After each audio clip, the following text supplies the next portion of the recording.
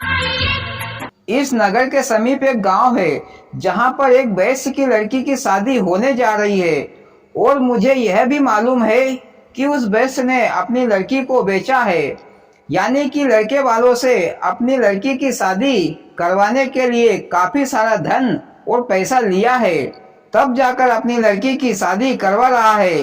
वो जो धन वैश्य ने लिया है वो पाप का धन है, इसलिए मैं उस पाप के धन में से एक पैसा अपनी चोंच में लाकर इस राजा के खजाने में डाल दूंगा।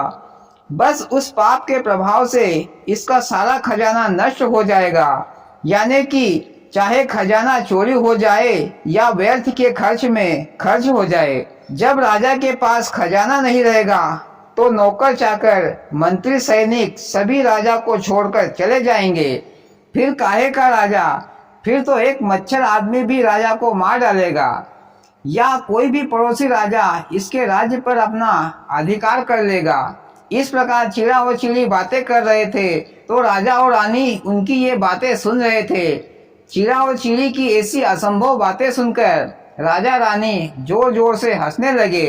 मोदी जी, राजा रानी बेचारे बेबस पक्षियों पर हंस रहे हैं, लेकिन राजा ये नहीं जानता कि विनाश करे विपरीत बुद्धि। जब आदमी का बुरा समय आता है तब उसका दिमाग भी गलत दिशा में ही चलता है, जैसे राजा का चल रहा है। अरे ये नहीं कि गलती हो गई है तो माफी मांग ले। हाँ भैया, सही बोले, लेकिन राजा ने ये कभी सपने में भी नहीं सोचा था कि उसका राज्य चला जाएगा, परंतु चिड़ा ने वैसा ही किया जैसे उसने अपनी चिड़िया से कहा था। पाप का एक पैसा खजाने में लाकर डाल दिया।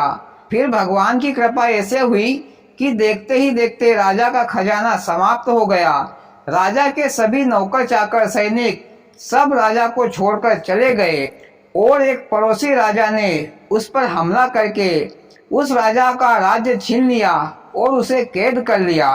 और इधर वो जो वेश्य जिसने अपनी लड़की को बेची थी वो भी कुछ ही महीनों में निर्धन हो गया और उसे कोढ़ की बीमारी हो गई और बाकी जिंदगी दुखों के साथ कटने लगी। तो भैया, इंसान को कभी भी किसी भी प्रकार से पाप की कमाई नहीं करना चाहिए, नहीं तो पाप की कमाई से आदमी नष्ट हो जाता है, बर्बाद हो जाता है। लेकिन ईमानदारी से जो धन कमाया जाता है वो धन आदमी को जिंदगी भर पूरता है। और भैया, कहानी खत्म। वाह मोदी जी, बड़ी ही मजेदार और शिक्षापूर्ण कहानी सुनाई। सुनकर मजा आ गया और शिक्षा भी मिली। और भाइयों, आपको कैसी लगी मोदी जी की कहानी? अच्छी लगी हो तो प्लीज वीडियो को लाइक और चैनल को सब्सक्राइब करें। भोलेनाथ सबके साथ।